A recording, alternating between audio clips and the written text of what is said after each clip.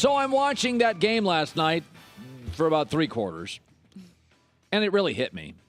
Watching that game last night, and it really, really hit me. Chicago has better players than the Green Bay Packers. Stop, fanboy. They do. Stop, cheesehead. They do. First downs, Bears. Passing first downs, check, Bears. Rushing first down, Bears. Total yards, Bears. Fourth down efficiency, Bears. Time of possession, Bears. The difference is Green Bay's got a better coach, and Green Bay's got probably the most talented quarterback that's played outside of John Elway ever. Maybe not the best, but certainly the most talented. Green Bay's an absolutely, unbelievably, athletically average roster. It is. It's an average roster. What about Clay Matthews? What about him, brah? Was a walk-on at USC. He is the 5th most talented brother in his family. Look it up. The Matthews family, like 3 times as many NFL players as the Manning family. And they've all been just really good. Clay was a walk-on at USC. That's the second best player on that team. He was a walk-on at USC. He didn't play his freshman year.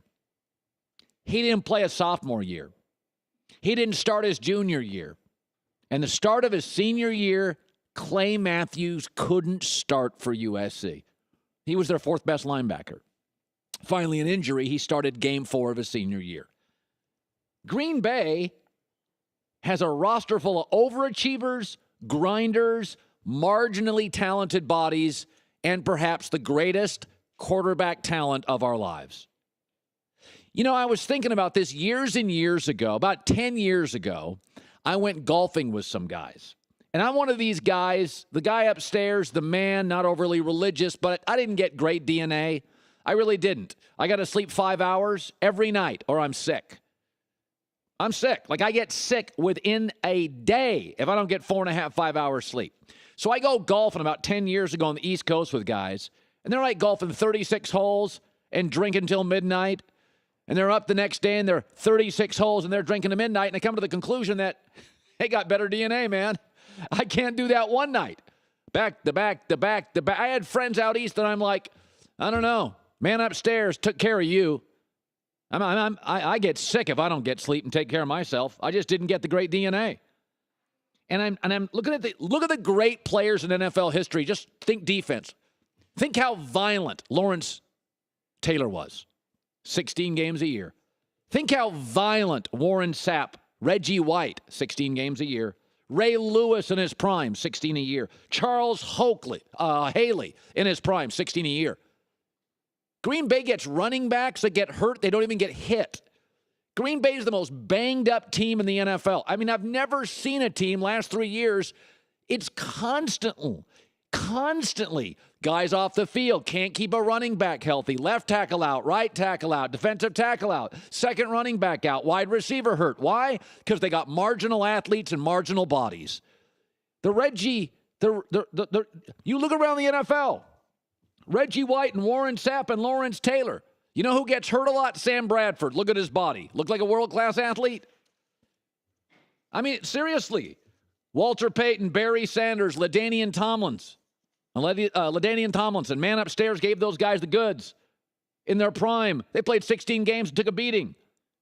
Look at the wide receivers. Calvin Johnson, Jerry Rice, Michael Irvin. Man upstairs took care of them. Those guys played 15, 16 games and took a beating. Some guys, John Lynch played 15 years in this league, never got a concussion. Green Bay has got talent, but look at Houston. Look at Tennessee. Look at Seattle. Look at Denver. Look at some of these teams, Philadelphia. Look at the athletes. And then you look at Green Bay, and it's an incredibly gifted quarterback and a terrific, underrated coach, and walk-ons and ignored and grinders and overachievers. And that probably plays very well to that Midwest ethos. But there's a reason Aaron Rodgers has won Super Bowl in 9 years of starting with all that talent. His team's never healthy. The greats, the Karl Malones, the LeBrons, the MJs, they're mostly healthy. Now, 7-footers in the NBA always get hurt, bad feet, bad back. I get it, 325 pounds. Centers, nobody was built to be 7'2".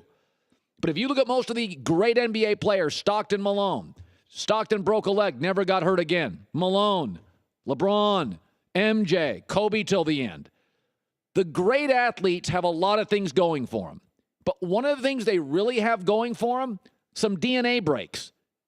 They just are built to last. And no team in this league falls apart every year. By the way, what was the problem with Green Bay last year? They fell apart. They weren't happy. What was Green Bay's problem the year before? They fell apart at the end of the year. The year they won the Super Bowl, they couldn't stay healthy. They finally got healthy in like week 11. And once again this year, you watched that game last night. In the first half, 7 Packers got hurt. I'm not saying there's not a place for grinders and overachievers. I'm not saying that sports isn't great with those people. I'm just telling you that's what Green Bay is. Houston has got DNA love, 5-star, world-class bodies everywhere. So does Dallas. So does Denver. Philadelphia's got a lot of beef. Green Bay, the overachievers, and one outrageously gifted Hall of Fame quarterback.